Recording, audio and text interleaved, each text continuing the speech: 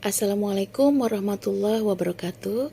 Saya Novi Fajarita, CGP Angkatan 4 Kabupaten Banyuasin dari SD Negeri 20 Talang Kelapa.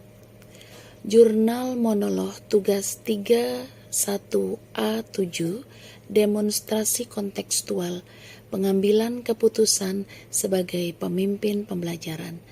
Ada 4 pertanyaan yang akan dijawab sebagai refleksi pada diri saya pada modul ini. Selamat menyaksikan.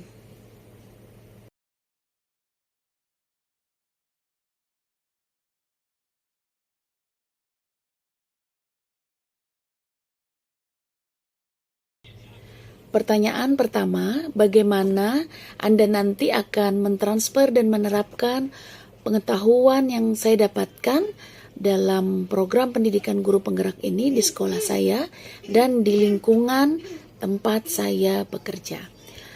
Yang pertama, saya akan melakukan koordinasi dan konsultasi dengan kepala sekolah sebagai atasan dan pemangku kepentingan tertinggi di sekolah saya.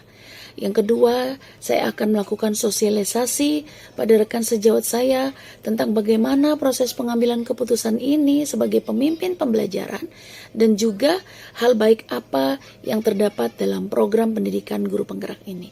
Yang ketiga, tentu saja saya akan menerapkan proses pengambilan keputusan ini pada kelas saya, pada diri saya sendiri, di sekolah saya dan di lingkungan sekitar saya.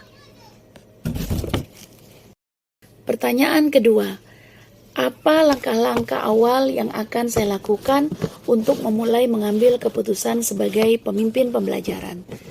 Langkah-langkah yang akan saya lakukan untuk memulai mengambil keputusan sebagai pemimpin pembelajaran adalah dengan menganalisis kasus tersebut.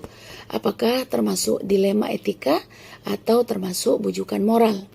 Dilema etika merupakan situasi yang terjadi ketika seorang harus memilih antara dua pilihan, di mana kedua pilihan tersebut secara moral benar, namun saling bertentangan. Yang kedua, bujukan moral merupakan situasi yang terjadi ketika seseorang harus memilih membuat keputusan antara benar atau salah. Maka, jika keputusan tersebut merupakan dilema etika, untuk mengambil keputusan, maka saya harus menerapkan 9 langkah dalam pengambilan dan pengujian keputusan. Namun saya harus memperhatikan pula paradigma serta prinsip yang diambil sebelum mengambil keputusan.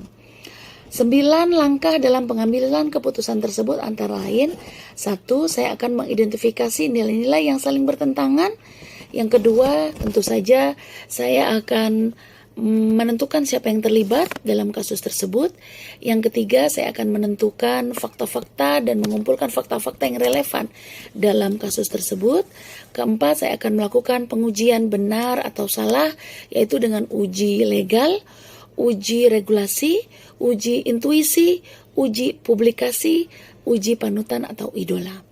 Yang berikutnya, saya akan melakukan pengujian paradigma benar lawan benar, kemudian melakukan prinsip resolusi, kemudian akan melakukan investigasi opsi trilema, yaitu berupa ide-ide kreatif yang tidak disangka.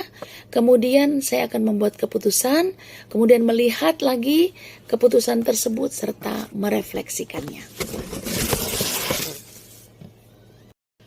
Pertanyaan ketiga, mulai kapan Anda akan mulai menerapkan langkah-langkah tersebut? Hari ini, besok, minggu depan, atau hari apa?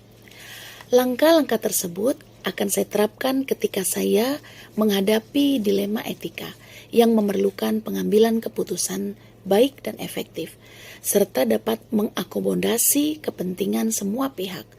Apabila hari ini saya mengalami kasus dilema etika, maka langkah-langkah tersebut akan saya lakukan dengan memperhatikan 4 paradigma pengambilan keputusan, 3 prinsip dilema etika, dan 9 langkah pengambilan dan pengujian keputusan.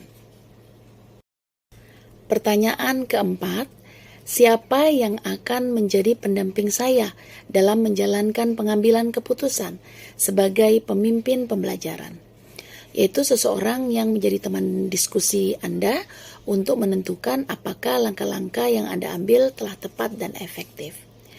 Yang akan mendampingi saya dalam menerapkan dan menjalankan pengambilan keputusan sebagai pemimpin pembelajaran dalam lingkungan sekolah adalah satu, kepala sekolah. Yang kedua, rekan-rekan sejawat di lingkungan sekolah saya. Yang ketiga adalah rekan CGP yang ada di sekolah saya.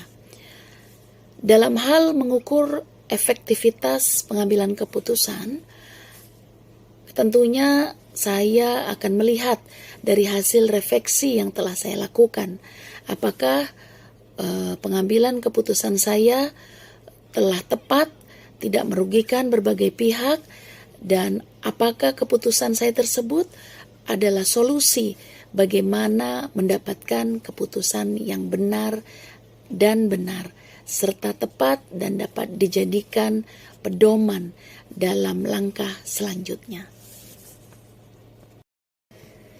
Demikian jurnal monolog yang telah saya paparkan dengan jawaban-jawaban yang sudah saya jabarkan.